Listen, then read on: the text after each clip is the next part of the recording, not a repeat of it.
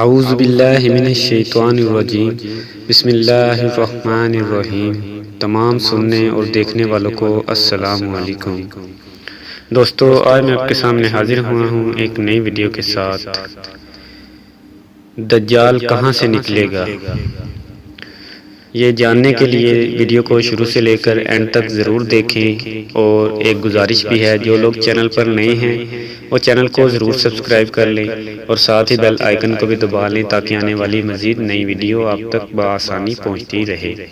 اور اگر ویڈیو اچھی لگے تو ویڈیو کو لائک کرنا نہ بھولیں اور ویڈیو کو شیئر ضرور کریں، کیونکہ اچھی بات دوسروں تک پہنچانا صدقہ جاریہ ہے۔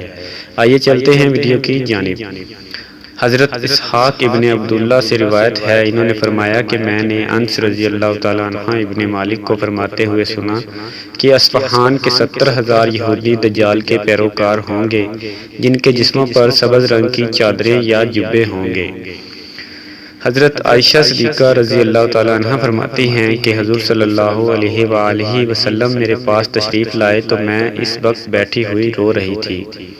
آپ صلی اللہ علیہ وآلہ وسلم نے رونے کا سبب پوچھا۔ میں نے کہا، یا رسول اللہ، دجال یاد آ گیا تھا۔ اس پر رسول اللہ صلی اللہ علیہ وآلہ وسلم نے فرمایا کہ اگر وہ میری زندگی میں نکلا تو میں تمہاری طرف سے کافی ہوں، اور اگر دجال میرے بعد نکلا تو پھر بھی تمہیں خوف زدہ ہونے کی ضرورت نہیں، کیونکہ اس کا جھوٹا ہونے کے لیے اتنا ہی کافی ہے کہ وہ کانا ہوگا، اور تمہارا رب کانا نہیں ہے، وہ اصفہان کے ایک مقام یہودیہ سے نکلے گا۔ حضرت عمر بن حریث حضرت ابوبکر صدیق رضی اللہ تعالیٰ عنہ سے روایت کرتے ہیں کہ انہوں نے بیان کیا کہ رسول اللہ صلی اللہ علیہ وآلہ وسلم نے فرمایا، دجال روئے زمین کے ایک ایسے حصے سے نکلے گا جو مشرق میں واقع ہے اور جس کو خراسان کہا جاتا ہے۔